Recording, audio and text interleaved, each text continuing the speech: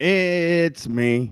It's Brian, and you're listening to the bonus shows, the third show, the $1 people. You get in here, you pay $1, and I give you my heart and my soul every single week. These are I don't. This will actually. I'll just introduce my guest. My guest is somebody that everybody has asked me for a long time, and that's Jake Flores from Pod Damn America. How's it going, Jake? Hey, not bad. Glad to be here. I didn't know I was by popular demand, but that's good to know.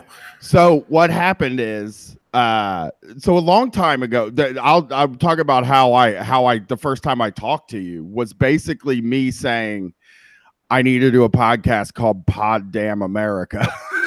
Oh yeah. And somebody linked you to me, and you were like, I already do that, and I was like, that's cool as fuck. So I checked it out, and it's a cool show. You know what I mean? Yeah. Thanks. Oh, great minds or whatever. Parallel thought.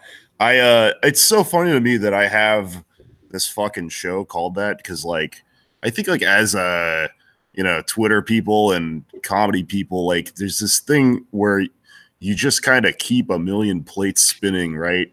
And then you wait for something to pop off. And like, I think Pod Damn America as a joke is kind of funny, but now that it's my job, I'm so mad that it's this long, clunky ass name, Yeah.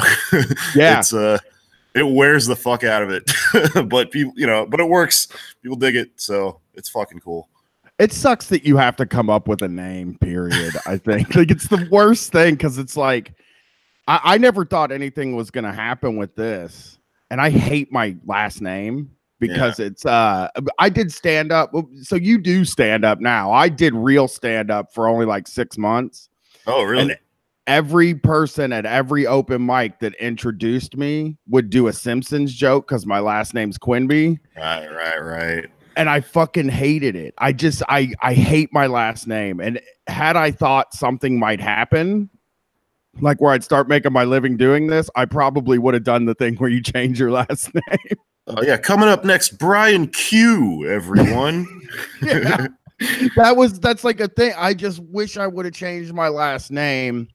And now I'm stuck with this, and Street Fight's the name of the show no matter what. I guess it's a decent name. So Street Fight's good. I kind of wish I'd gone to something like Street Fight. But I mean, I like my own show. I just it could have been worse. Every once in a while you have like a project called like Ass Factory or something, and it's the one that popped off. I'd be like living in this weird gilded cage, Well, that's just the nature of creative bullshit, I suppose. But yeah, it's cool. It's cool that you can name your shit. Like the thing with the podcast thing though is that like you can be like everything happens over here. Like with us, it's like everything happens over here, but I'm also a person that's named Brian that does other things, Yeah. Yeah, it's not like that comedian thing where people, they get it, they just start, and once your career is already taken off, you're afraid to change your thing or your name or shorten it or whatever, and you're just stuck with this weird. How the fuck does Sebastian Maniscalco work in this country at all? It doesn't make any fucking sense. I feel like it's the same as like people that go into teaching for some reason, like substitute teachers are always just named like Miss Ass Fuck or whatever. You're like, why? Didn't you think about this from day one? That whole thing, like with comedy, is like I'm so glad that Twitter destroyed comedy when it got to be my chance to do comedy for a living. Because like I hated so when did you get into stand-up? Like what got you into it? I mean, I've been doing stand-up for like over 10 years, which is why I'm such an old crank about it. I started in, I guess like 2006, 2007 when I was like 19 or something. And, I mean, the thing that's interesting about stand-up is that it went through this kind of like bubble. Like there was this big wave of comics, in the last 5 years or so when it became like cool and like everyone's like hot now and shit. And like, it's important. And, it's every article about a comedian is like, this comedian is fighting racism. And it's just the comedian's the hero now. Right. But like back when I started this shit, I was a fucking mangled, depressed, displaced person living in a town alone, didn't know anyone, and fell ass backwards into this community of messed up, broken people who hung out at the same open mic. And that for like people like my age in comedy, you talk to people that are from like a past generation, that's what it was, it's demented. It's for people that are, that don't have a fucking other meeting to go to or whatever. So I started way back in the day during all that shit. And now it became cool after I started. It used to be a really niche, weird thing. And at some point, it became like this thing that you would do after college, it's like for young, normal people, and they just completely changed the atmosphere of it. I hate it. I like it. I like the freaks. All my friends are the fucking weirdos that hang out in the back of the room and hate everyone. So I kind of got into it like late. I had tried to do a podcast and like wasn't working out for us at all. Like just people weren't like noticing us. It was with 4 guys. It was not a good podcast, was basically the reason. And like, believe me, this is not my first podcast either. And I credit stand up, honestly, as much as I give it shit. But you said something when you were describing that I have the same feeling of. And there was this period where like basically when WTF started and like right around that time, and even maybe a little earlier than that, this stand-up comedy became this like important thing where everything had to have like, it had importance, whether it was free speech or pushing boundaries or something like that. And when I got in, what I liked about it was that it was goofy. You know what I mean? That like, It was just this like silly thing. Nobody's taking ourselves seriously. I don't want comedy to become an institution like rock and roll. Like I don't want a hall of fame. You know what I mean? Yeah, for sure, man. It's like it's low brow, it's kind of dumb, but it's really good there in the moment. It's not supposed to go into a museum. It's supposed to be this thing where you go into a room, you get drunk or whatever, you fucking, blow some steam off, you have a good time. There's like a temporality to it. It's so fucking weird that comedians are heroes now or whatever. Yeah, it's weird. And it's like you're like, even the guys that I liked never, I guess maybe they did, because my guys that I were really into, that like I take my character on stage, like the person I am on stage and the person I am on the radio is like inspired by like Patrice O'Neal is like a big dude for me. Like he was hugely important to me, and I never felt like he thought what he was doing was important. Well, yeah, they would make fun of the people that thought that what they were doing was important. That whole crew of like cellar guys and stuff. Yeah, I mean, I didn't like the maybe the material isn't like what I do, but there was something about that. Like, I mean, him and I have a radio host that I was really into named Ron Bennington. I don't know if you've heard of him. He did a show called Ron and Fez on XM, and he's just another one of those like off the cuff, like he sounds like he's just having a conversation guys. And like I really love the idea of a dude just standing in front of a room and like he's basically holding court. I don't even know if it's like comedy, except for everybody's laughing the whole fucking time. Yeah, hell yeah. So that's what I try to do. I mean, that's kind of what our live shows are. That's why I don't say they're comedy, because like you said, it's not supposed to last forever, and it's not supposed to be something that goes in a museum, and a bit is not something that is supposed to be timeless. I don't feel like when I work on something, I don't feel like that needs to be timeless. My podcast doesn't need to be evergreen. And I think about how like making these things timeless kills them. Like there's like Chris Rock bits, I think, that like worked in the time, because if you were around at that time, it made sense, and it was just a different mindset. That now it's like I've heard this 5 million times, and it like doesn't carry the same meaning. It wouldn't carry the same meaning for the people that listen to it now, and we need to just start letting this stuff go. I think like people should only be held responsible for what they've done in the calendar year before that day. Yeah, that'd be such a good policy. That would make New Year's Eve such a better holiday if there was just like a fucking purge element to it, Yeah. Twitter, just delete all my tweets every calendar year from the day that I fucking started. Cause like it's just you say shit, you say you say shit on a podcast, especially, which feels like the most a temporary thing in the world when you're doing it. And people, and you do politics too on your show. Me and Brett do a sort of political thing, right? Yeah. And you say these things and people start, you know, kind of molding an ideology for you. And you can let them down really easily from that space, you know? It's amazing how much credit people give to scumbags who had like $400 and bought some microphones and shit and happened to have a thing, you know, pick up some steam and get some listens. Go ahead. Right. Well, it's just like, it's not, it's like, first of all, like any podcast hitting, because like, do you get the people that ask you how to get your podcast to hit? Yeah, every once in a while I get something like that. And you're like, this is what I always say. I was like, do a podcast for 6 years, then have some of your friends get really famous and then mention you on their show as the godfathers of what they do. And that's how you get it. That's how you get a bunch of listeners and a bunch of money. That's the only thing I can tell you. That's just what I was doing. I just was doing what I did. And then, you know, the Chapo guys got big and then they were like, oh, you should all listen to Street Fight. And a certain percentage of those people listen to Street Fight. That is like how it happened. Yeah, dude. I mean, the thing is, people ask you that and what they're asking you when they ask you that. And I mean, as a lefty, one of the things that, you know, that really like that I think about a lot when I think about competing in the arts or in business or whatever, is that the bullshit that everyone believes in is that there's some kind of meritocracy, right? Because when someone asks you, oh, how do I do that too? What, what fucking bulletproof business plan did you have that makes that sort of thing work?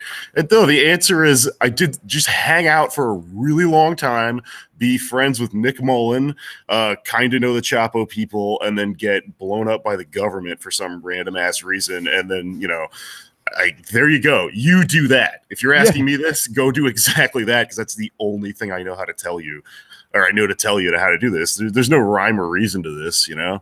There's no way to, like, there are people that are better at it than we are, probably, out there doing it to 15 people. But you think because people are fans of the shows, I think they think, well, the cream rose to the top. And you're like, maybe, I don't know. Yeah, no, that's you know, if the cream were to believe in a system where the cream rises to the top, you're describing like this free market bullshit that we all know isn't real. So the truth is, yeah, there's people that are way better at this that'll no one will ever know who the hell they are. I mean, I know this as a comedian too. I came to this sort of conclusion after doing stand-up forever and I just watched so many fucking geniuses just die career deaths, you know? And then and on the other hand, you see like people walk in and not realize that like they probably shouldn't be advancing so fast. And then you watch the whole thing and you just kind of sit back and go like, this is fucked up. You know, there's no answer to this. I learned a lot doing stand-up in the open mic scene, because that becomes a very much a like, who do you know? And like, you can, I mean, like, I think I was doing pretty good comedy by the end of my run. It was about a year, and I was doing an okay 5 minutes, I think. When did you do stand-up? 2011, which is fucking insane. We were doing what we do now on stage, except for separately. So we wrote each other's stand-up. Me and Brett did. Yeah. Oh, wow. we would write stand-up for each other, and then basically I had my jokes, he had his jokes, and then we went up separately and did 5 minutes as individuals. And we both got pretty decent at it, and we were doing basically what this is, like what Street Fight is, whatever the Dirtbag Left became. Yeah, we were doing it on stage, and the other comics fucking hated it. They fucking hated us. And they never asked us to do anything, and we would get laughs from people in the audience, you know, because if you're doing comedy at a scuzzbag bar on Ohio State campus, there's always going to be somebody there that's going to laugh if you talk about like stealing cough syrup from your daughter, you know, or or getting payday advances, or all these dark things that kind of are part of our thing. But like it felt like the comics didn't like us. But I firmly believe that me and Brett would still be stand-ups had we been in New York, because I think people would have appreciated what we were doing. The difference between Columbus and New York is that Columbus wants to be New York or LA. So all the comedians are doing Dave Attell or like David Cross, basically. Right. See, I don't know about that, because the thing that you're describing, that it also exists here, which is that comedians are their own. They're a weird like group, like a meetup group or a loosely based subculture of emotionally damaged weirdos. And so, you know, there's people all the time that they don't like. They particularly, if you're like open mics here, everyone laughs at like, you know, this one guy. He comes in every Friday and he fucking crushes, but it's like they're all friends with each other. An open mic is sort of like supposed to be a facsimile, like practice ground for the, you know, then you go to a real show with an audience. And like, so if you were doing something that made an audience laugh and the fucking open micers and, you know, the comedy crew people like didn't like it, it's just because it wasn't in their in-group, I think, is usually what happens with them. I'm not pro-comedians either. They're fucking demented, weird people. I don't know. I mean, I think good on you for just getting, you know, past all that and reaching an audience. That's the hardest thing to do. Once you got that going, you just sit back and, you know. I mean, the other thing that happens is when you're performing, when there's 22 comedians and like 4 people in the audience, and you're standing there, and because that's what Columbus open mics are. There's more comedians than audience. Oh, it's worse in New York. There's no audience. There's literally no audience. When I first moved here, I was like, how would this possibly work? There's just a room full of comedians and you just hang out with each other and resent each other. It's bananas. This is why I tour mostly. I do spots in New York. I don't do mics here. I don't work out my material here.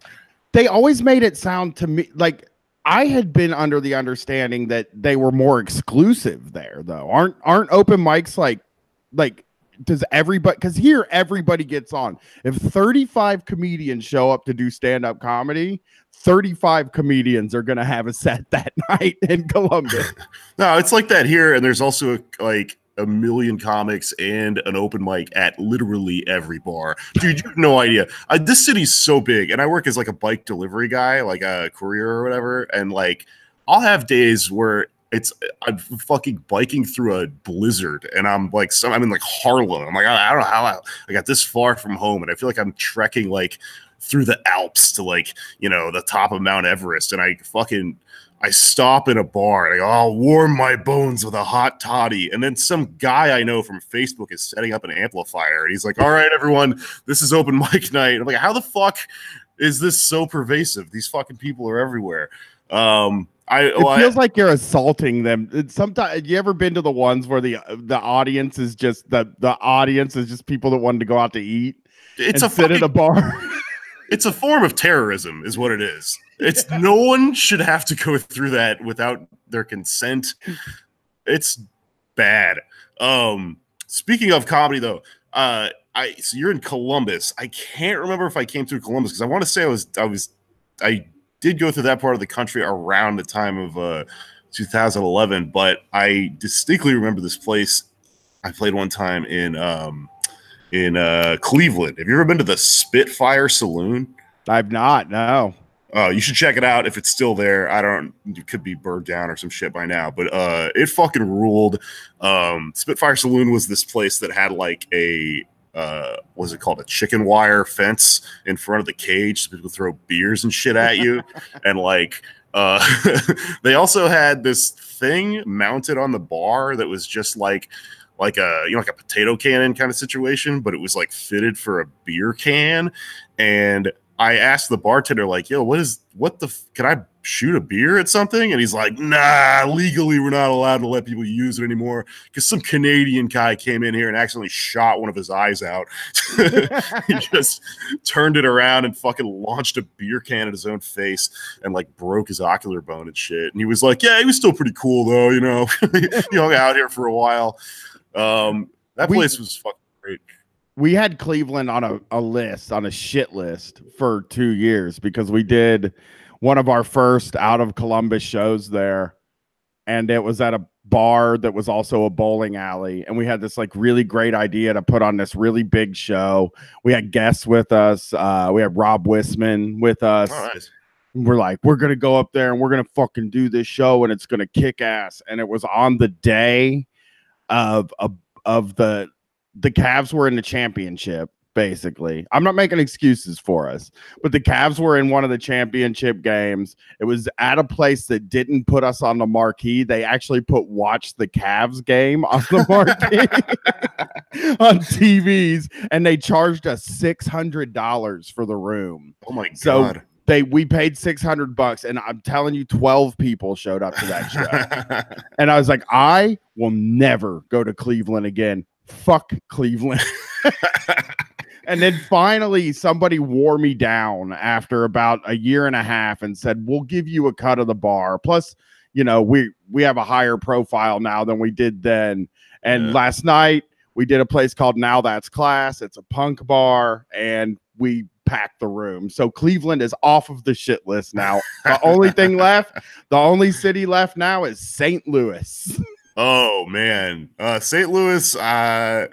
I've had a couple rough shows there, but I will say this: if you're ever there, have you ever been to the City Museum? Yes, me and Brett went to that when we were there. That shit kicks ass. Seems like it should be illegal. It rules. Yeah, I would take a bad show just to go hang out at the City Museum again, take mushrooms and climb around in a 3D maze. Man, we got there to do this show, and it was at a bar called Propaganda Bar. That was all like Russian propaganda, like Soviet propaganda. Yeah. And there was a big hammer and sickle outside. And we're like, oh, this is sick. This is going to work great for like our aesthetic and stuff like that. We got there and we're like, so where's the stage? And they were like, we don't have one. We said, where are the mics? And they were like, we don't have any mics neither. The bands usually bring the PA and the mics. And I'm like, doesn't sound like anything I've ever heard in my life.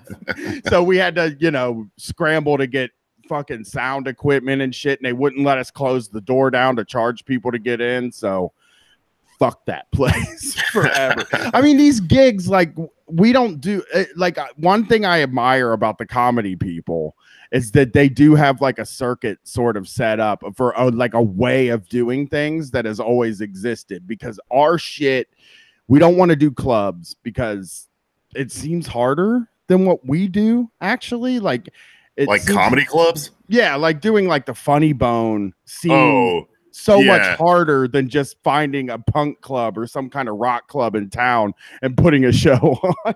The thing about like if you were to try to do like a Funny Bone is that, I mean, the reason that certain comics are able to use that shit is because like if you're like kind of just a lame ass like generic comic that's trying to get famous and get on TV and do late night and shit, then you're just writing for the center. You're just writing vague shit that like you could run by any person in, you know, the middle class bullshit suburban society, right? But like, and that works in those clubs because those clubs bark people in, or they like give out tickets, or they send you free tickets when they're not doing too well. So like, you're gonna get people who just wander in and don't know what the fuck's going on. But if somebody wanders in and doesn't know what the fuck's going on, and you're up there talking about Tinder or some shit, it's probably gonna be an all right show. Like the material is gonna connect. But if somebody just wanders into a fucking club, and you and I are up there talking about Murray Bookchin and shit and like fucking communism, like that doesn't work at all. You should be doing these punk shows and stuff because that's the only way you really like. You have to like put your show on and then just know that your audience is going to come find it. Yeah, that's easier anyway. That's much easier, because I know our fans will show up in most cities. There's people that are there. I mean, we did a Midwestern tour and we were able to pull fans in places like Des Moines, Iowa and shit. So I'm just like, I don't need the help from the club anymore. Yeah, well, you probably also don't want it. I mean, it's like a hell gig when you do stuff like that. When you were talking about a fucking hell gig a minute ago, going up against some I can't remember what game it was, but I just heard this story. There, I think it's this guy Daniel Simonson. There's this guy Daniel Simonson in New York right now who's really funny. I think he just got his first late night spot. He's from like Norway or some shit, so he just has that accent, and he's just starving because he's here on a stand up visa. Which means he's only allowed to work as a stand-up comedian, which is a job that doesn't pay anything. No. So he just lives on some guy's couch and just like, I guess he just survives off of drink tickets and shit. I'm not sure how the fuck it works. But somebody told me that this dude, I might be getting this wrong. Correct me, tweet at me if I got the wrong guy, but I'm pretty sure it was him. Fucking, was it the Red Sox won the World Series? Recently. Am I getting that right? I'm not a baseball guy. I think so. Neither am I. I only watch one sport and it's fake. Apparently, he was in Boston in a bar where the Red Sox were. It was a final Red Sox game. Everyone in the bar was watching the Sox win the World Series, and they wouldn't turn the fucking TV off. And apparently, he crushed. And I wasn't there, but it was described to me as like maybe the ultimate feat in stand-up comedy. Like, not just going up against the World Series, but like Boston fans, you know, notoriously insane, riled up people. That is great. We did one really big show one time, like big for the time, on Ohio State campus after, like directly after the Ohio State Michigan game, which is like the biggest day of the year here, where everybody acts like fucking maniacs and barfs all over the place downtown.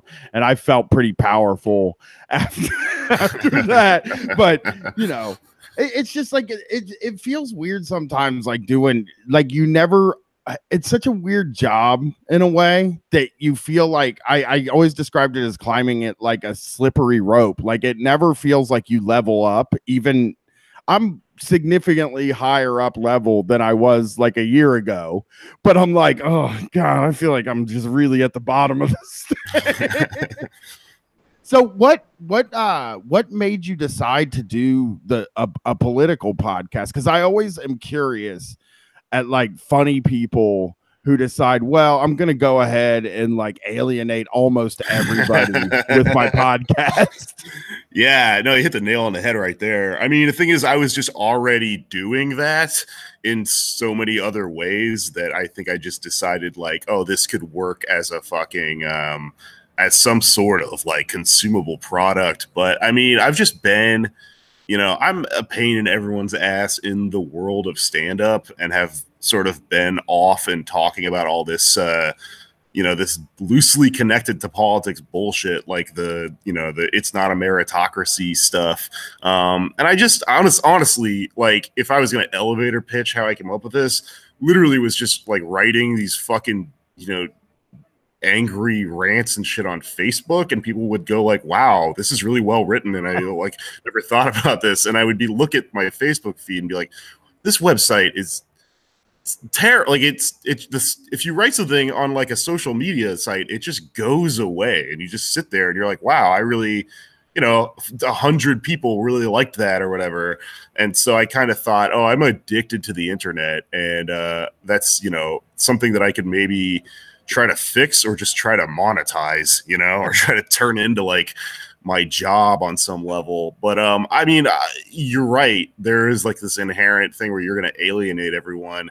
And I think that's why a lot of comedians who are, like I said, like trying to work that comedy club thing and trying to be appealing to everyone would never do something like this in their lives. It's just, I was just already like that. I was just already a fucking, you know, what's the word for it? I was obnoxious within comedy itself, and within politics. And I don't know. I mean, I also just like, you know, I like what I do. Like I love comedy and stuff, but as I sort of learned more politically, it seemed less important to me that the main thing I'm trying to do is make myself a fucking, you know, nightclub comedian.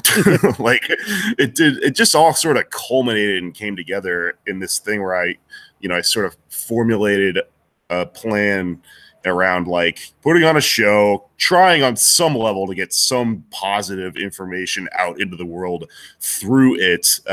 You know, I do think the dirtbag left is kind of a good concept because like, you know, people don't know about a lot of the political shit that we're talking about, and no one wants to hear about it from somebody who just sucks, which is most political people. You know, like you just need people.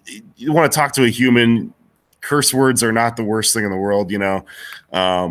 So I don't know. On some level, that's kind of where it came from. But like, I mean, like I said, you know, I had like had a million different projects taking off, and I'm really glad that this one is the one that kind of took off because I do, you know, actually believe in stuff that I'm talking about. Like it's not a complete fucking like if I had like I mean, I have a podcast where I get drunk and read tarot cards, and that's fun. But if that became my job, I would be kind of in a weird situation, you know. Yeah. Going to like conventions for tarot people.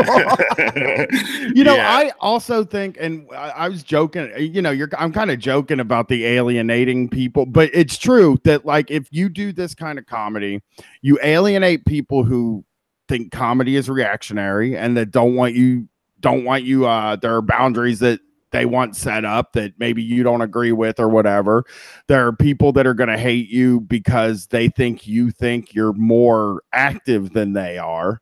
Then there are people that are going to hate you because they're just right wing. Then there are people that are going to hate you just because they're Democrats. And it's like, Jesus, but I think there are certain types of people, and I will say that I'm one of these people that like has never been satisfied with my lot unless I was pissing somebody off, you know, like unless I was just, and I wanted to turn that around on bad people, I guess that's the only way that like people that are trying to hurt other people is who I want to turn whatever I have around facing, you know. I don't want to hurt people's feelings. And that was sort of what happened with me was like, there's a weird thing where like I just started like looking at comedy, looking at Twitter and wanting to do comedy and thinking like, man, you can do edgy comedy without being racist. You know what I mean? Like there's plenty of places still to go. And I do feel like a lot of the other stuff has been done. Like for years and years and years, there's been the edgy comic that, you know, talks about race issues and stuff like that. And it's like, how come nobody has ever been like, just even the name of your podcast will offend people? You know what I mean? Like that yeah. And like that's how Brett and I always thought. We always kind of thought like, fucking just, if they don't like when you burn the flag, then burn a flag right in front of them. You know what I mean? Just talk shit about the police, talk shit about authority. It feels good to do, and it's better than the alternative, which is talking shit to people with no power at all, you know?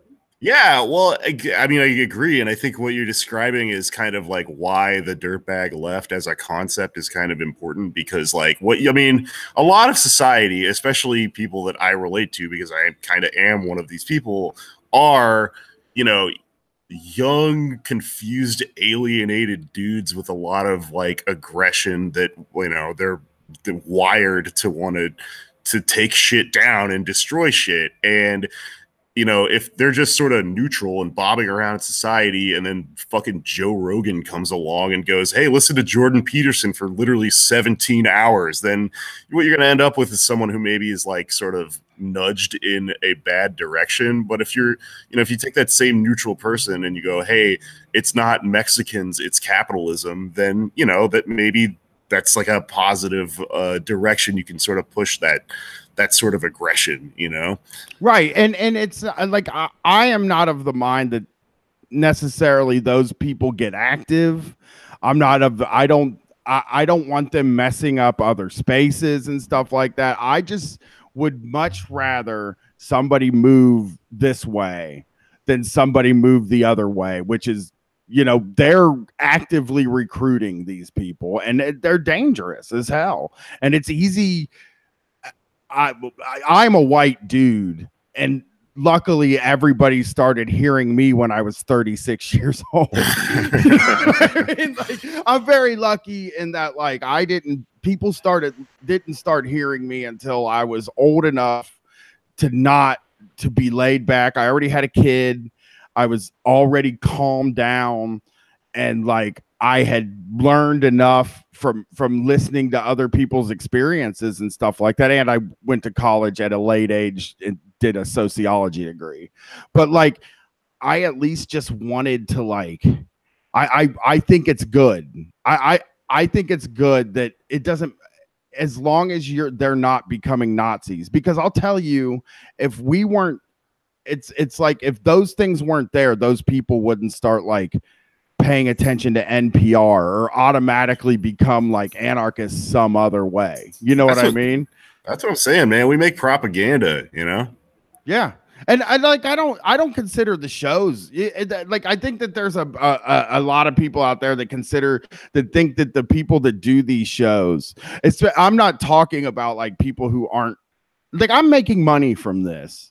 And I'm not going to call this like activism. You know what I mean? I think that there are a lot of people that think that we all go on our mics and we're like, this is my activism. This is what I'm doing to save the fucking world. And I also make this much money every month from doing this. And that's not what I'm saying. I don't count this at all. This doesn't count in that department. This is work. And that is something else. You know, I'm not trying to be a leader of a movement. You know? Oh, absolutely. Like, I guess, I don't know. I go back and forth about this stuff because I don't know. I'm kind of obsessed with culture and all these leftist ideas about it or whatever. And it's like, we're definitely, you and I are not important. I don't think, I'm not a person that's like sort of pats myself on the back and goes like, we're doing the work or whatever.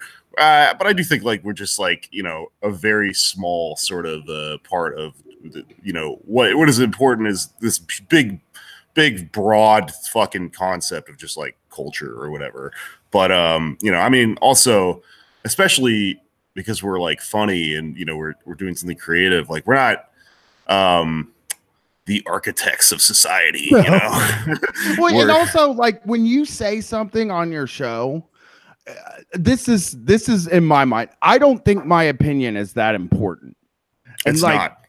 And I know, but there are a lot of people who, when my opinion comes out, they think that I've done something that like, oh my God, this guy thinks that kids should be allowed to buy jewels. Or this guy thinks drunk driving should be legal. And I'm like, at the moment it sounded funny. Like I did a bit a long time ago about how I thought, fuck it, drunk driving should be legal. Everybody's doing it anyway. They do it at fucking, if you made it legal between the hours that the bar closed and people go to work, then who gives a shit? They're all just going to be running into each other anyway. Yeah. And people got real fucking mad about that. And like, I get it. And I sort of regret saying it at that time. Like I sort of am like, God, it was kind of making light of something. But in that fucking moment, I thought it was funny and I didn't think it meant anything. And I didn't think that anybody thought that I was going to try to change the drunk driving laws. Also there were like a million comics talking about shit like that. And like, did that cause someone to run out and go, well, drunk driving is legal now? Like, what the fuck are you talking about? You notice the more like you sort of get followers on Twitter and you start to become a thing, you'll have these people come out of the woodwork and sort of like, DM you and go like, you have a megaphone and what you're saying, you should say this, this, and this, and you should say my thing or whatever. And it's like, people literally are listening to me because I'm saying shit that's not true. That's what a joke is, people are here because this is nonsense, that's it's not like, I am not going to change people's minds. I'm a fucking entertainer, They're sitting in a desk or in traffic listening to somebody talk. That's what it, because I listen to podcasts. I listen to a fucking ton of podcasts. And like, I laugh at them and I enjoy them. I think there are a lot of very funny podcasts. There are a lot of very thought-provoking podcasts, but almost none of them have made me change my habits in my everyday life. Like, I really think that like, I will say this, like anybody that we've made feel better, a concept, a thing that I came up with is my life story is real stupid. Like I worked a real job for 7 years. I had a fucking complete meltdown and then got an exit plan. You know, I got robbed and then I ended up getting paid to be off work for a year and a half. And that's how I figured it all out. Like I was getting paid for this year and a half. I wasn't at work. And then I decided, I want to go to college. And then I went to college. And then right as I graduated, before I was supposed to find a job, Street Fight hit. And I started making the money off of Street Fight. So like, I had like this confluence of events where I did melt down at my job. And for every month, every fucking year, I would go get up every morning, every day of every year, go sit in my front yard and cough until I threw up, and then shake, and then go sit in my bed and like kind of shake, and then get in my car, drive to fucking work, and like almost cry before I go in to do my job, thinking I'm going to get fired, and then get my work and then go about my day doing it. Oh, hell yeah. Is that when you started doing stand-up comedy? It was right after that, like directly after that, I started doing it. And I was like, why did that's what I was talking about with the fucking comedies for these broke fucking maniacs. That's where I was when I started doing that shit. It's literally the last thing you think about doing right before you kill yourself. It's like, well, maybe I'll go do a couple sets, Right when I got on the other side of that, though, I was like, what the fuck? Could somebody have fucking told me that everybody feels like their job is about to go away? Because in truth, everybody's job is about to go away at any given moment. Yeah. So I wanted to the one thing I want my show to do in the end is to let everybody know that they're not alone. Like that all that anxiety they feel is normal, and the person next to them feels it, and the person in front of them feels it. And we're all kind of just like, we're just holding on, and we feel like everybody else has it together. And I want to do that. And I want to tell people in their 20s that people in their 40s don't know what they're talking about either. Or people in their 30s haven't learned anything. Because that's just another important thing to me, that no adults have it figured out. So like, that's the only thing, the only purpose I think my show can serve is that for people, is to let them know, like, and I think that's what a lot of the leftist sort of people want to hear. They want to hear a reinforcement that other people feel the way that they feel. Yeah, absolutely, man. One thing I like to sort of wear in my sleeve and tell people up front on my show and just wherever is that I'm fucking dumb, and this is like an intimidating world, all this political stuff. And so I think it's like really important to not present yourself as like smarter than everyone. Like, it's actually kind of good to be like, I'm a fucking scumbag. I don't know what the fuck I'm talking about, and I can navigate some of this shit, and then also through, like you said, like the medium of podcasting, like it does make people feel less alone in that sort of shit. It's good, I'm dumb as fuck. You're right. I think I might be dumber than I was when I was in my 20s. I don't even know how that happened. Well, it's not even dumb. It's just like, when you were like 18, 19, 23, didn't you look at people your age and be like, how the fuck did they get it all figured out? I mean, they get, everything's going on, and you're still at that. I'm 39 now, and I still am like, what? I mean, how do the 60-year-olds know what they're fucking doing? Like, it just feels like everybody has it together except for you. And like, that's not true. Nobody does. Nobody knows what the fuck they're doing. Everybody is insecure. And like I said, jobs now can just be like wiped off the map. They can just say like, oh, you've been replaced by a computer now. People that have been doing the same thing for 30 years. Yeah, well, like everyone, I don't know about everyone, but like a lot of people, like, myself, you have both those things, right? You have this imaginary, like, oh, everything gels and plateaus when you hit a certain age and then you're smart or whatever. You also have this like concept of a fucking career that's supposed to exist in America that's like actively deteriorating, but like an older generation of people who just insist that you're just like, no, you're just not doing it right. Yeah.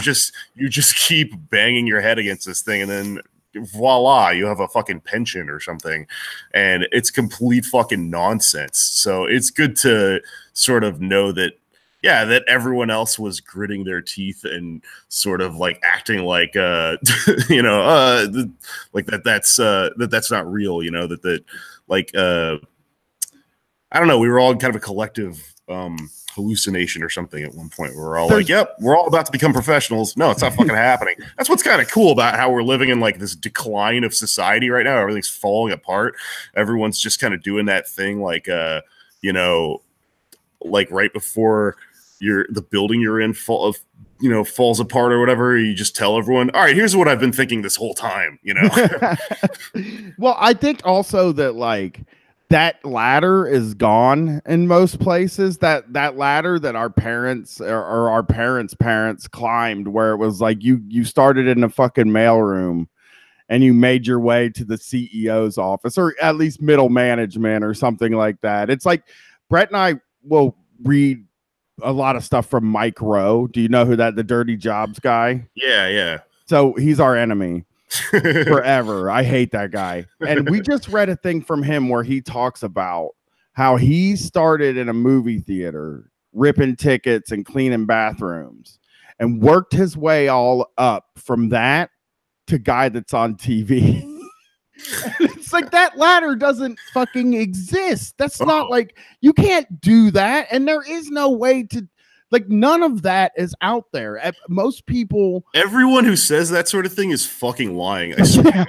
There's this commercial. I was in a hotel room after a fucking gig one time, and I'm a young person. I don't have cable. Like, I just watch streaming shit. So every like 6 months I'll be in a hotel room or like at my parents' house or something, and you just see what commercials are in their current form. You know, they're always really weird to me, and they're always very jarring because, you know, when I was a kid, commercials were just there all the time, and so you just didn't really think about how weird they are. But if you only see one in every 6 months, you notice how much fucking bullshit is in them.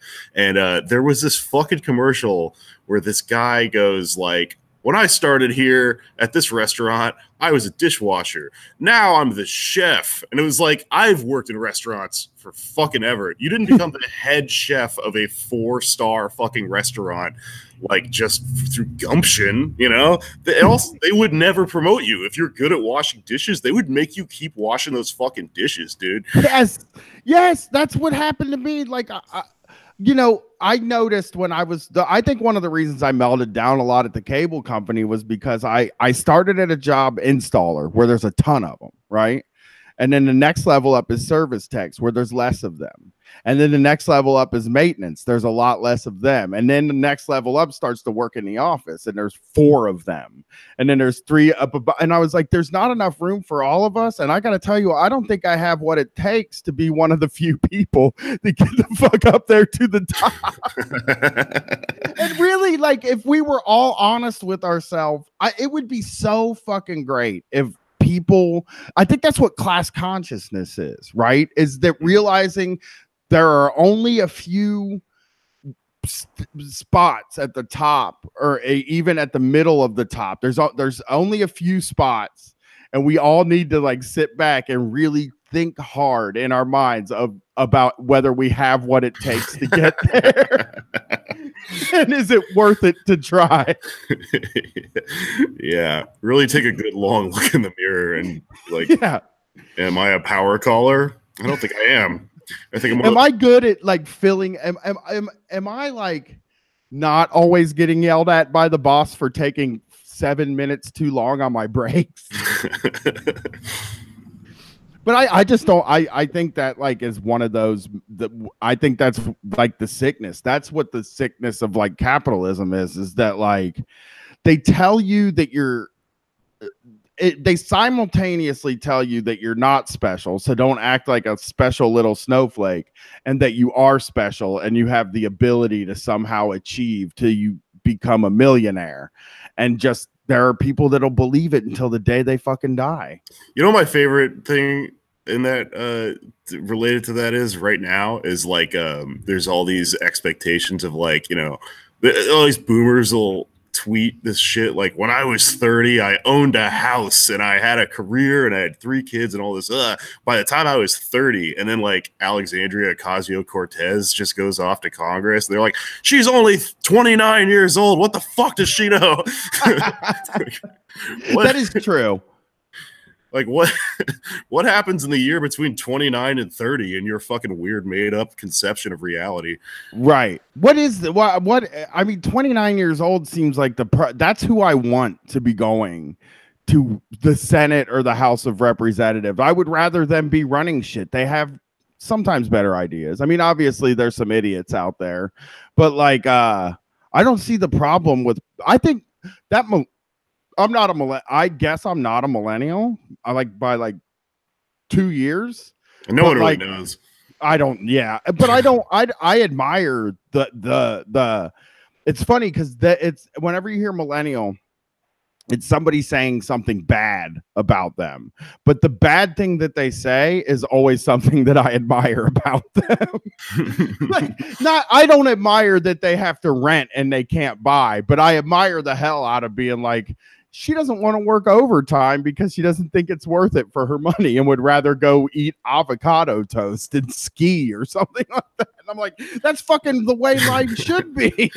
Yeah, no shit. All the industries that we're killing, like, they're all bad. Yeah, good. Yeah. Applebee's. You're killing Applebee's, and you're like, Applebee's fucking sucks. That should have never been successful. Yeah, I hope we kill it again. I hope we bring it back and then kill Applebee's again, just as it's getting its little legs off the ground again. We did bring it back in a way, though. I mean, there is this weird like thing that's happened since I've been alive that I don't know that I anticipated, is that like fast food restaurants have all become like, they've convinced us still to eat. Like they somehow convinced us. They convinced us not to eat at McDonald's anymore. So you're shit if you eat at McDonald's. But then we go to Chipotle now, and that's supposed to be like the good thing. But everybody's still lining up at that place, and at that same place, it's still like a fast food restaurant. These places, and they still convinced us to go to them. It's weird. McDonald's at one point owned Chipotle, and like, McDonald's has gone through all these different branding things. Fast food gets sold to you in all these different ways. There's like, fast food's really interesting if you travel around because, you know, in certain parts of the country, it's like kind of kitschy and cute. Like I'm from Texas, where everyone just loves Whataburger. You know, it's kind of their In-N-Out burger or whatever. And then like if you come to like New York and you go into really any fast food restaurant, it's just a fucking homeless shelter in there. Yeah. It's just on its face what it is, which is a very tightly calculated equation for, doling food out to people you don't give a fuck about and then making a lot of money off of it or whatever. There's also it's the thing that like people yell at you for consuming. This has been happening a lot in New York right now. The new Amazon headquarters is coming to Long Island City here, and like because people don't understand, really any of this leftist shit or just any of the basic concepts of how being an individual person in capitalism works and why your life sucks or whatever.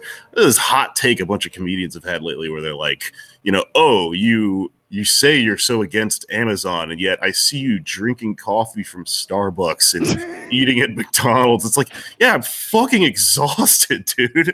Like, and I'm hungry. And I don't have any money, and you can get a hamburger there for $1. Like, I have to do this shit, Yeah, I always, Brett one time brought it up, and like it really, like, I was getting that way. I saw Food Inc. at the time when everybody saw it. Yeah, I became very politically aware of my food, like I believe most people did, right? Oh yeah. Am I the only one that got fooled by Food Inc. here? No. I was a Food Inc. maniac when that came out. Yeah, and then I didn't eat few years after that. Years. A few years after that, another one came out. This is less, it didn't have as much reach, but there was a documentary, I can't remember what it was called. It was about soda, and like for like a month, I was just like running around screaming like a fucking prophet from the Bible. Everyone's got to stop drinking Pepsi, and then look at me now, I'm full of it. I quit eating it, I quit eating all the fast food and shit, but it slowly creeped back in. And like I think one of the points that was best made was that like these people, there are people that are roofing, which is a job that fucking sucks, and you expel tons of calories and everything else when you're up there doing that, and you want them to go like they can get two cheeseburgers and french fries for the same amount of money they could get like some lettuce and like an apple or something like the healthy food they're making. That is the right choice. It's just I need something that keeps this machine going. You know what I mean? I need something that keeps me moving. I can't like having, because who knows how to be healthy? You know, like I can't afford a trainer. I can't afford a dietitian. I don't know how to fucking eat. I don't know how to exercise. I don't know shit. I was raised in this world. You know what I mean? Like I was raised in the United States where like, you know, you eat fast, you eat a, like when I was in my 20s, from the age of probably 20 to 27 or something like that, I just chose a different fast food place to eat at every single night of the week. Hell yeah, dude. Just spin the wheel. Oh, you want Mexican tonight? It's Taco Bell.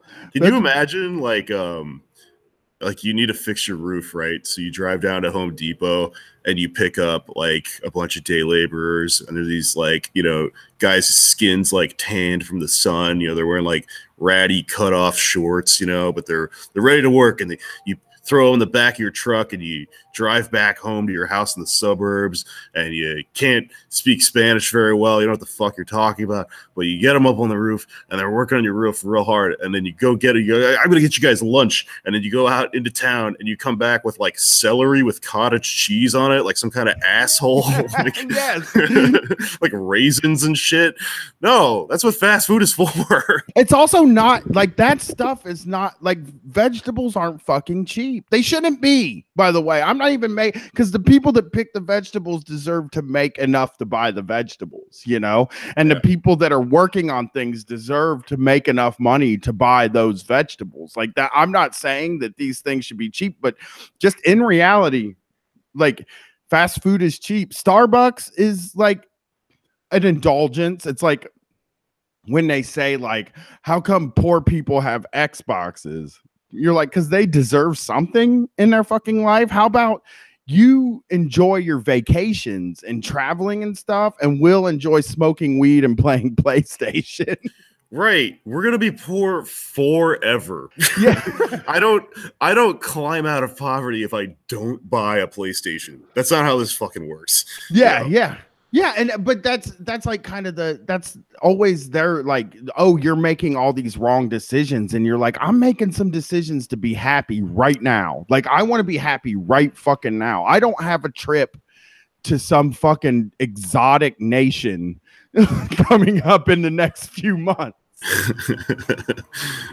Yeah, for sure. Also, like, if a rich person made all these exact same decisions, just starting off having been born rich, they would be doing great. So, like, this weird ladder you're talking about just like does not fucking exist. Right. And that downward mobility, there's so much downward mobility too for a lot of people. Because like I know my parents, they weren't rich, they were dumb as fuck. They could have been my dad, I think that at one point in our life, they were making $250,000 a year, but they had 5 teenagers living in the house with them. So it kind of balanced out. But even then, we did pretty well growing up. But when I got out of the house, I didn't know how to live. Like, I was dirt ass fucking poor. And my parents didn't have money to like bail me out of stuff because, like I said, there were a bunch of us and they didn't care to help. And it's just like, we don't even learn how to advance anyway. If you're born in a rich neighborhood, you just have the connections to make it happen. It's easier to make the whole thing happen. I grew up in like a pretty working class neighborhood. Fucking everybody I knew, like, that's how I got a job at the cable company. That was like my inheritance. You know what I mean? Yeah. God. Man, it fucking sucks out there.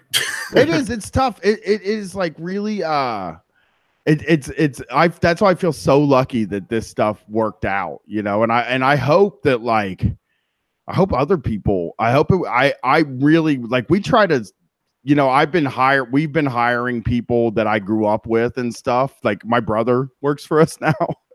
So like it's just we're trying to do stuff. But so what kind of touring are you doing now?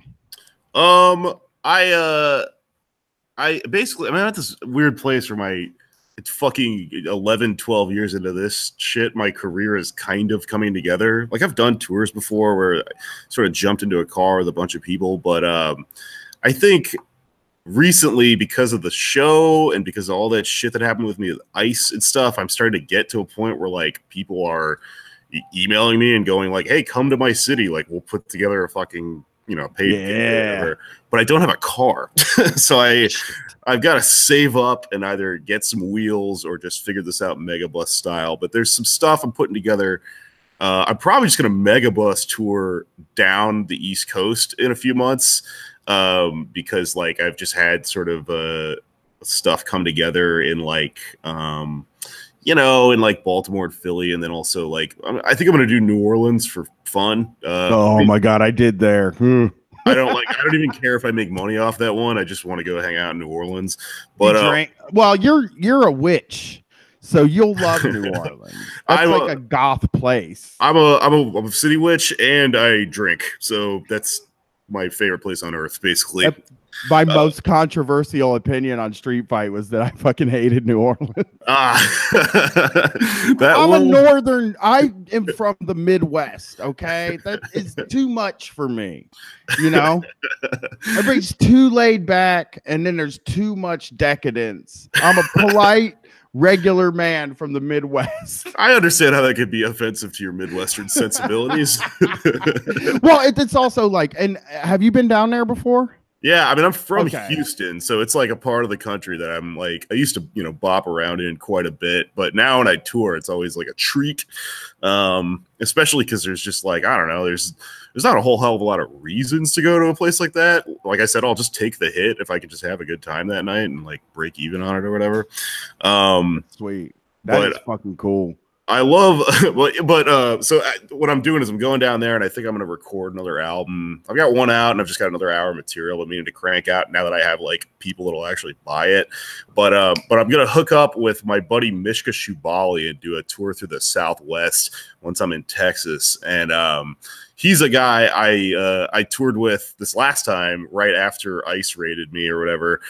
When Homeland Security came to my apartment and then like I went kind of viral online over the summer, I had already had this tour booked with my pal Mishka, and so it just kind of was like, oh, cool, this will get some people in the door. Like it was just for our fucking tour. It's really funny, and we're pals, so he hit me up and we decided to do another one 6 months after that or whatever. But Mishka is. I think we complement each other really well because I'm a comedian and I have sort of like, I don't know. I like reading like fucking depressing shit like Hubert Selby Jr. and stuff like that. And so I have as a joke writer, I'm just in that sort of tone, and like a minor key. I write a lot of depressing material and stuff like that. I know the feeling.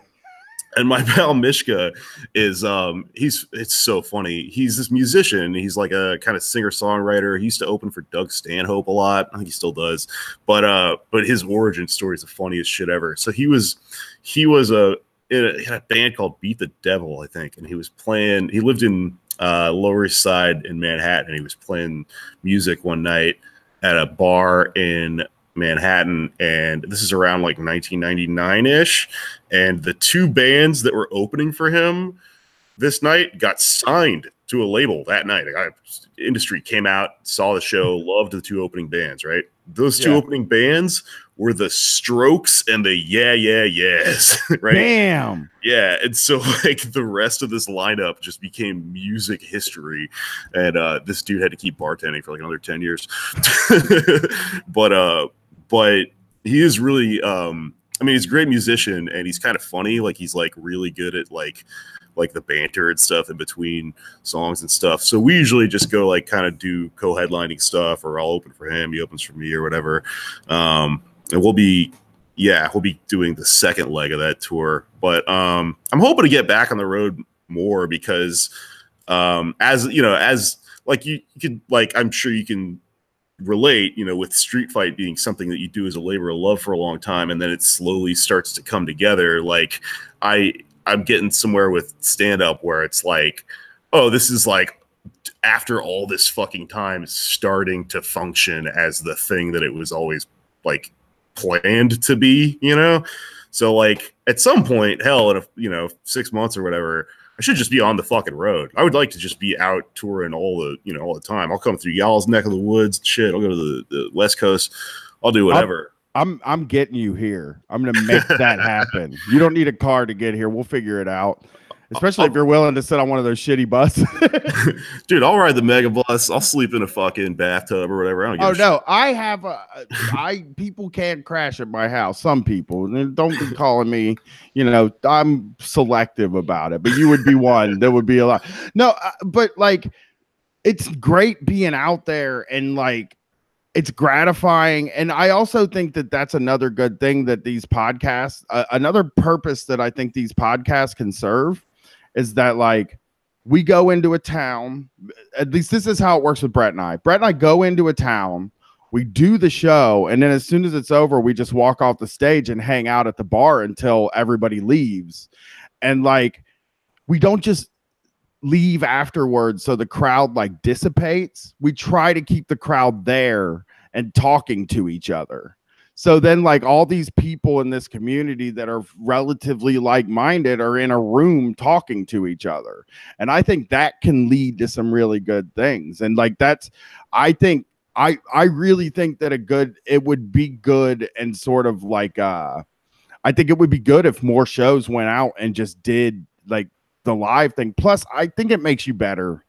Like when I was podcasting before I had tried stand-up, I did not know what I was doing, and I didn't know how to make people laugh, and I don't think I knew how to be funny. And like the podcast got measurably better after we had performed in front of audiences. I think it only makes you better because it only lets you know what the people that are listening like. Yeah, I mean that's part of why I got into stand-up to begin with, is because like, I fancied myself some semblance of like a writer or something. But I just remember thinking like, what if I wrote an entire fucking novel and spent like 10 years on it, and then I found out it sucked, right? Yeah. That would be terrible. But with an audience around you at all times, you have a very like living thing to bounce all these ideas off of. So it really does sharpen you up and make you better at it. And like you said, like hanging out at the shows like that shit is, that's the foundation for how we're building these little, audiences for our shows. And it's also just way fucking cooler than if you were some, snobby, bougie fucking diva performer who like hangs out in the green room, Right. How hard is it really to hang out with listeners? Like for me, like I always was like, I was very much when I was growing up, I'm afraid of famous people, or I'm afraid of performers. They might not be famous people. I don't consider myself famous at all. But like, I was afraid of the performer on stage. I didn't want to be around them. And I thought, God, what important stuff are they doing? Or even like thinking about the type of person that makes their living as a comedian or a podcaster. Their day must be crazy. They must have the most busy schedule. They probably got to go to meetings and parties, and it's just wall to wall stuff. And then once it happened for me, it's like I could not get out of bed 4 days in a row if I wanted to. Yeah. Like, nothing in this world would change if I just stayed in bed until the next time I needed to talk into a microphone. Yeah, once you see that, you realize how much of an asshole people really are if they're in our situation and they can't just hang out at the fucking bar. I've had that. The worst green room I ever got kicked out of was fucking Joe Rogan, by the way. I opened for Jim Norton, me and Nick Mullen years ago. And we were I think walking into the green room just to sit down, it wasn't because we were fawning over Jim Norton and Joe Rogan, but I walked in there and they both just looked at us like they both turned their heads like the lion that's sucking that guy's dick in The Shining. They both turned their heads simultaneously and were just like, gasp! The opening acts are coming in here. They fucking sucked, dude. That wasn't fun at all. But like there are like great comics who will just like hang out with you all night. Like I went and saw Andy Kindler one time and he hung out with me until I was like, dude, I have to go. Like you're annoying me, you know? But Bill Burr. Bill Burr hangs out after the shows. Yeah, he's fucking cool, man. And I will get people that come up to me after shows that are like, hey, you know, I heard you on Chapo or I listened to your podcast or whatever. And it's like, that is every time I hear it, so insane to me that I'll just sit and talk to that person for like a fucking hour. Cause like, I was, you know, bar backing like a few years ago, you know? Yeah. I was a cable guy. Like I still remember being a cable guy. Like it was like I was actually working. I was a busboy fucking a year in 2016. I was busing to a food runner. Making $9 an hour and $8 a day in tips. So like sitting down and talk and still doing street fights, sitting down and talking to a person who likes what I do is like the easiest thing in the world for me. It's like this positive feedback. And yes, people can get fucking weird. But I mean, that's just part of fucking life. People are weird everywhere. That's another reason why I'm like chomping at the bit real hard to go on tour again. And like, I'm such a fucking road dog is because like, yeah, you know, I think maybe people from different backgrounds might not have this perception, but you know, I've been working for bullshit money for so long, delivering pizzas and like tending bar when I could. And yeah, bussing tables and doing bar backing shit. In a general day of working grueling work that I hate, I'll make maybe $100. So if you go, hey, we'll pay you $90 to come do a show, I'm fucking sold, you know? And I'll probably do better than that. And like it really, I mean, like I really super respect, like I have a different kind of respect, I think, than a lot of other, I think a lot of people in my position have for people that do stuff like that. Like I've worked at McDonald's. I've worked every single shitty job that exists in the world, you know, pretty much like every low-level service job. I'm only qualified to do service work. Yeah, me too. And that's all I've ever done. And I have a high respect for them because my job is a million times easier than that. That job, working at McDonald's, is hard. It sucks. And like that needs to be something that we're able to like say without people laughing at us. Cause like there's so many of these fucking boomers. They're like, if I worked at McDonald's, I'd be the best burger flipper in the world. That I just want to give a 50-hour week at McDonald's more than anything. I would love to see that shit so fucking bad. But you know, the thing is, it's like it has to be more than a 50-hour work week, because the thing that they're not getting is like, you really probably could take some of these fucking assholes and like, if they, you know, were given this challenge, if this is like a fucking reality show that me and you came up with, they would like prepare for it and like, you know, set aside time and money to do this. But what you really want to see these people have to go through is like, all right, I'm working at McDonald's, year 8, you know, I've been doing this for like a long fucking time. I'm trying to become manager, fucking exhausted. All I eat is McDonald's. My body is physically ill from the environment that I'm in and shit, you know. To really see like all those factors come into it would make those arguments just fly a fucking part. And they deserve a pension and all that stuff. They deserve the same shit. I mean, there's this guy. We should treat them like they're in the military or something. Yeah. That work is, I've worked in fast food. That is like the worst. I did McDonald's and Chuck E. Cheese. Those were my 2 big fast food places. But like, it's like I like to imagine you go to like Chuck E. Cheese and like the animatronic robots are just doing like a street fight set. That would be good. There's a guy in my neighborhood, and I only know this because I walk all day and I'm out and I go to these places too. But there's a guy in my neighborhood that works at both McDonald's and Target.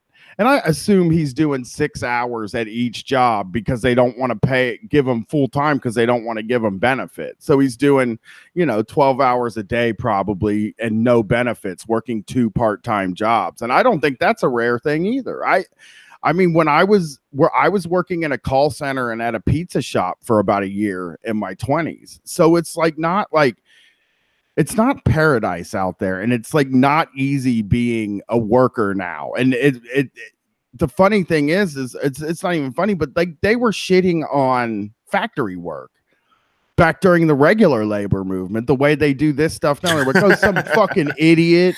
Oh, just some fucking dumbass that goes into a factory and just screws some stuff together deserves $15 an hour. And it's like, God, man, everybody just deserves enough to live. Like this, like bare minimum, Yeah. Yeah, it's really telling that it's just been like this for fucking ever. The ideology just persists, You can imagine. It's hard talking. It's hard to really talk people out of it. When number one, they don't care. I mean, a lot of these people just don't fucking care about anybody except for themselves, Yeah. What's the worst job you ever had? I would say that my worst job was roofing. I was an industrial roofer from December until February. This year or last year? No, in 2002 or 2003. Yeah. But like I had worked at a golf course and I was soft. I was very soft. I'd been doing dishes. I see what you mean. You worked the worst months of the year to be on a fucking roof. Yeah, I started at the end of November and I worked until February, and it's industrial roofing. So I was on top of like very tall buildings. That's statistically more dangerous of a job than a police officer. So, you should really let them know that the next time you see a cop, Everybody there had been injured and was hooked on pain pills. Of course, that was the time when they were flooding this part of the country with pain pills. But my boss slid off of a roof one day and landed on his feet and just completely shattered the heel of his foot. And he was back at work in 6 months.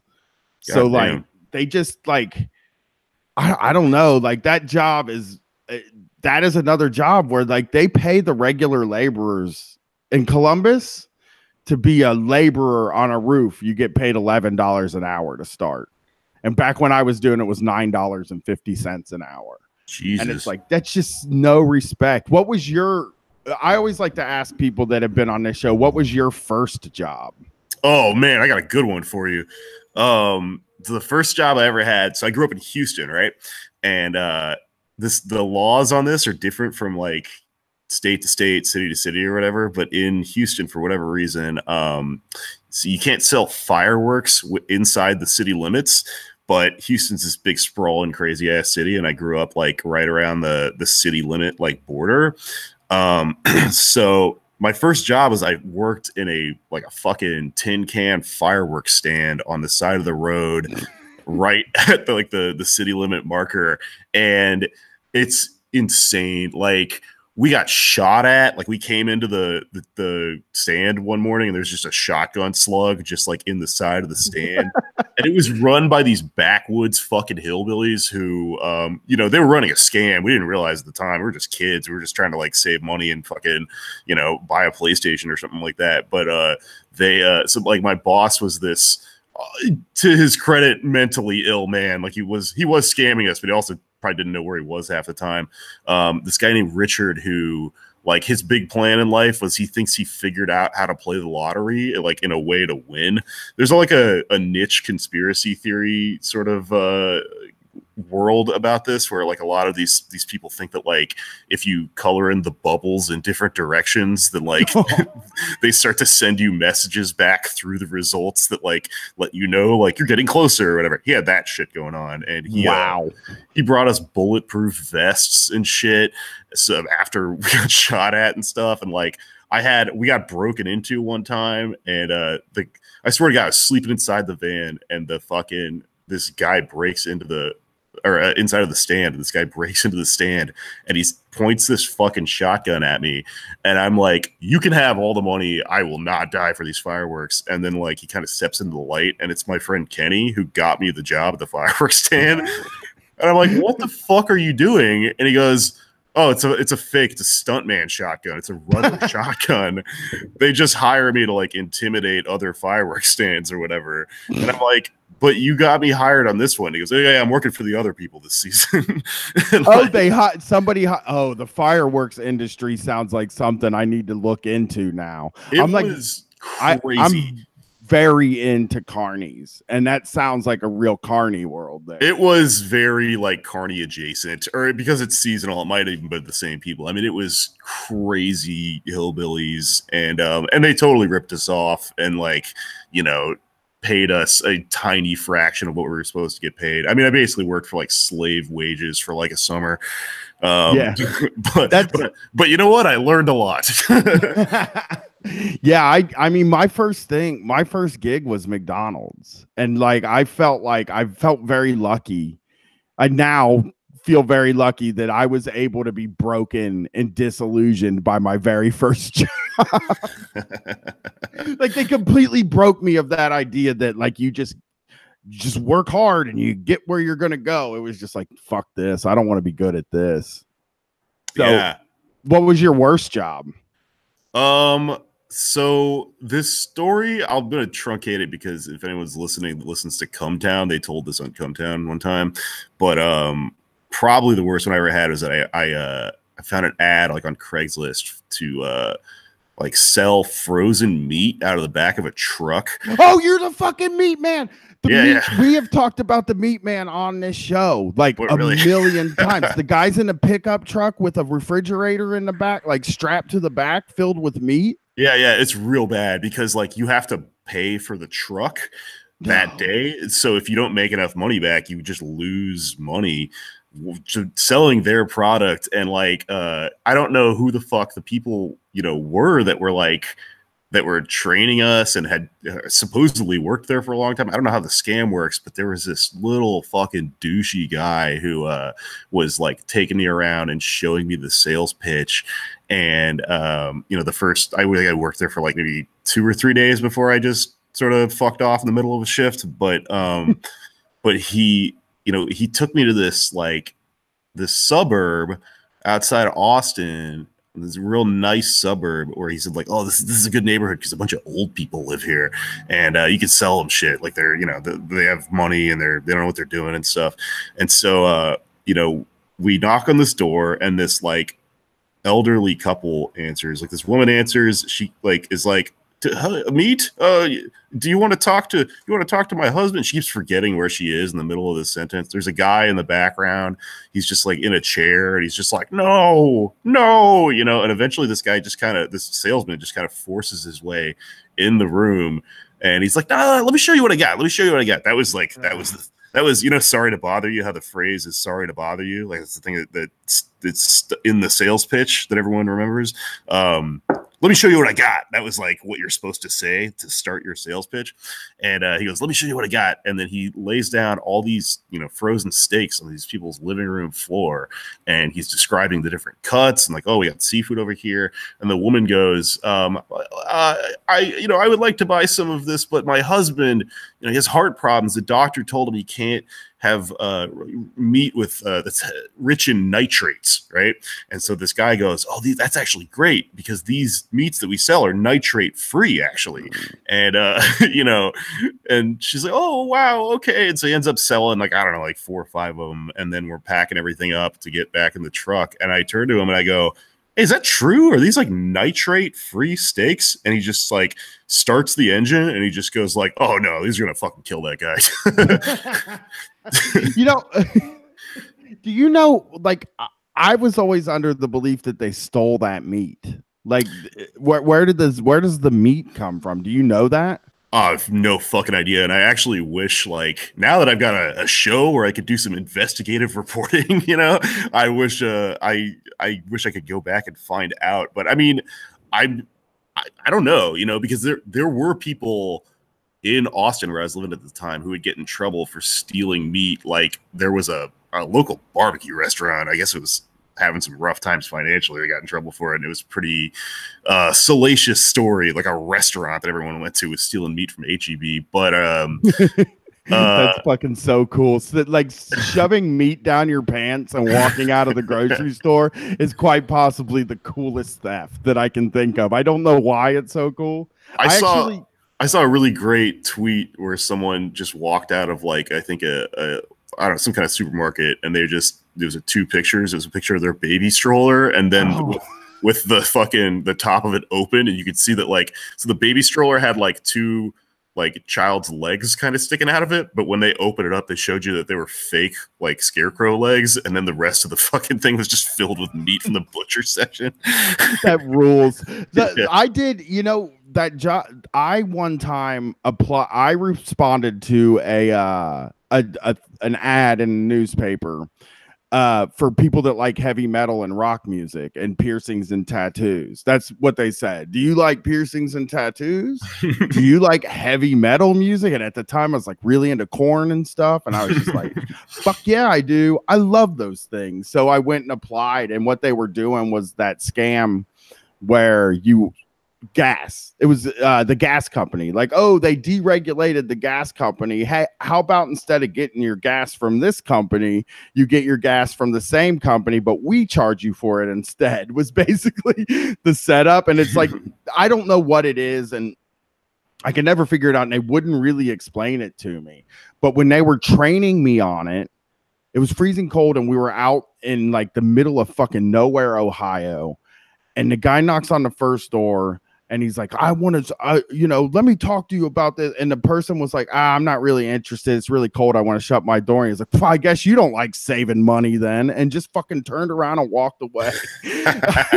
I made him fucking drive me and this girl that were there that day to learn how to do it, made him drive us to Walmart and pick us up when he was done, because I was like, I'll never do this for a living. Sat at Walmart for fucking 8 hours because it was just, he was so fucking aggressive. I don't know how people do sales and like go to sleep at night after it. I don't know, man. It's like, it's so soul sucking. I did canvassing like as a job for a while, or not for a short while, and that shit's pretty bad. And you even might believe in what you're trying to sell. Like I remember I entered an ad to canvas for the human rights what's the blue square with the 3 yellow lines, human rights something, I can't remember off the top of my head. Is it the Human Rights Campaign? Yeah, I actually just remember the word campaign for some reason. But I for a long time was like, I don't understand why this supposedly progressive organization was so brutal to their employees. I mean, it was like a horrible job, and it was the same thing. Whereas if you don't get enough points, you don't get enough signatures, you fucking get fired or sent back or whatever. Then come to find out, years later, that they're up to all sorts of horrible neoliberal shit that I just didn't understand at the time or whatever. But like, even believing in what you're selling, it's like impossible. I don't understand how anyone survives selling, Kirby vacuums door to door or something. I think you really have to just like, I mean, you really have to just be out for number one to do that stuff. And it really makes a bad person out of you, or at least asks you to be one, Right. Yeah. I mean, and that's the shitty thing. Like for things that we do, if you think about like what we do, if it doesn't end up working out, that is where we end up. Doing sales, because it's like we're good at talking. That's like, I'm good at talking, I guess. So I can, because I had a buddy that sold Kirby's, but those things are so expensive. You're only expected to sell like one a day, if that. You don't. You might sell 1 or 2 a week or something. So it's not like the same. It's not like the same. You're like, maybe I can look into I can sell a Kirby. Yeah, man. If I slap like a Pod Damn America decal and a Kirby vacuum, maybe sell it after the show. Hey, we got here because of Kratom. Kratom got us to the dance. Okay, I don't begrudge anybody selling something at this point. I mean, we the Kratom and CBD helped us make a living doing this until we could get the Patreon to a point where we could get to do it. And even we had to stop selling it because the credit card companies were going to cut our merchant accounts if it's like, so we couldn't sell shit with credit cards if we would have kept selling it. And then like also they're raiding people in Columbus now for Kratom. So Kratom? Yeah, Kratom's done. It's going to be illegal. You're not going to be able to get it in 6 months. What an embarrassing raid to be a part of. Yeah, it's the Department of Agriculture doing the raiding too. They have a team to raid people. The Department of Agriculture has guys with guns that will come and take your Kratom away from you. Wow, a bunch of farmers show up to your house.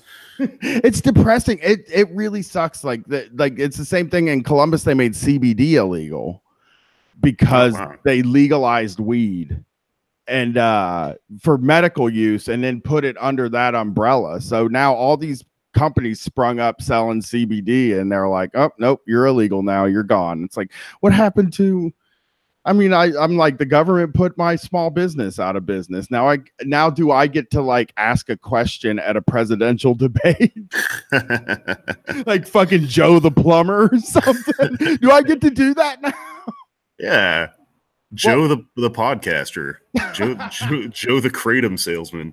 I was a Kratom salesman for a period of time. Every time somebody gets arrested for it, people are like, are you guys okay? Are you going to be cool? And I'm like, we're so not on anybody's radar. Like nobody thinks that we're a kingpin. We don't make that much money. We already ate all the Kratom. We're fine. I gotta tell you, Jake, I have so much Kratom. I order it every time my wife gets paid now. So every 2 weeks, my wife gets paid, and I order a kilo of Kratom because it's going to be gone. If you get your Kratom now, because mark my words, they haven't got a shipment here in like 6 months. You got to hoard it like it's Four Loko or something, and then bust it out at a party 10 years from now and blow everyone's minds. It's fucking, hey, that's podcaster fuel right there. That's true. Makes you talk. You know what I mean? Yeah. No, believe me. I know people that have like chests of it sort of like, in the backs of their homes and stuff in Austin, where I'm from, which is a bit of a party town. We had when they outlawed Sparks, I think at one of the venues I worked at, we put together a funeral for Sparks and like got a coffin and buried a bunch of fucking Sparks in it. And, it sucks that they made that. It's so bullshit that they made those illegal too. Oh, it's so dumb. Like, what if 10 people die or some shit like that? From Sparks?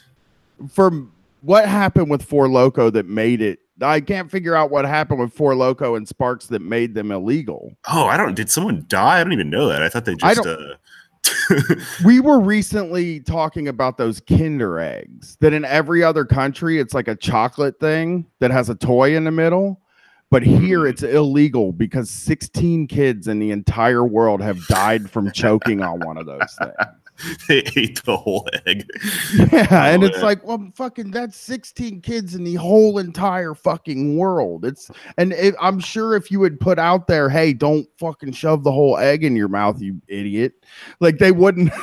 Like even those 16 it wouldn't have happened anymore. Well, if someone can lose money in a lawsuit on something like this, then it's not worth it. And it's like, that's why we have all this crazy shit like that. And we don't get to enjoy stuff that the rest of the country enjoys, like, chocolate with an entire toy inside of it, or delicious caffeinated alcohol in a can the shape of a battery.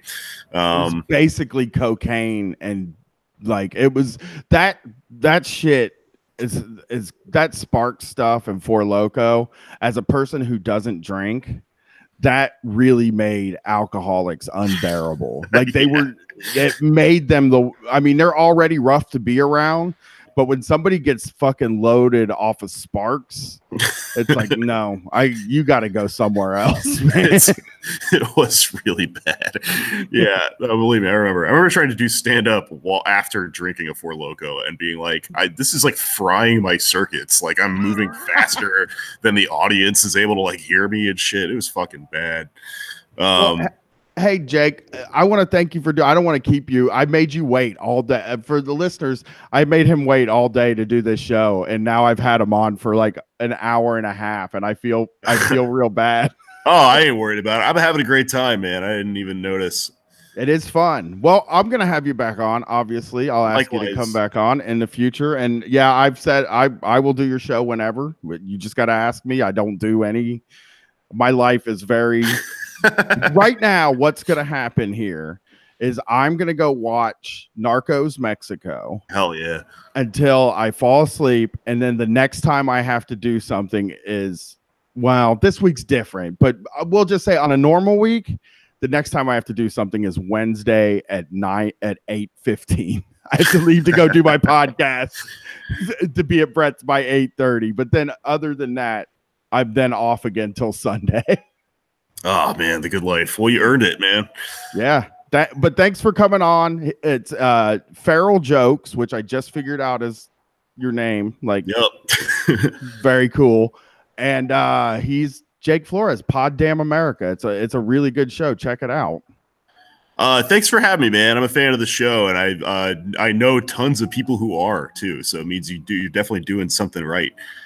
Yeah. So yeah, I'm fucking stoked. I'll obviously we'll see you on my show. You'll be on soon. We'll have you on, and I'm gonna go. What I'm gonna do? I'm gonna go. I think buy a 6-pack of Budweiser and then brew myself a pot of coffee and mix it all together because Four Loko is illegal. But you know what you got to do? Do you have an Ambien hookup? Not really, no.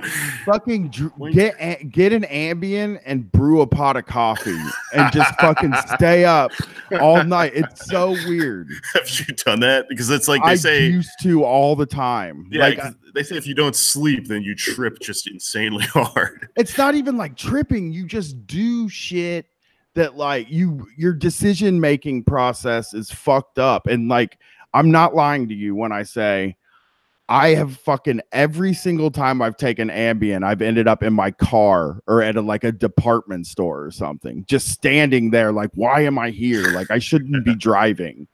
But like I just feel like I need to get out and do things and get them done. And like I think that's I have an unhealthy sort of relationship with drugs in that I'm like, I can beat any drugs. You can't get me drugs. You're never gonna make me go to sleep, Ambien. Yeah. Yeah, hell yeah. Well, thanks for being on, Jake. Absolutely, man. Likewise.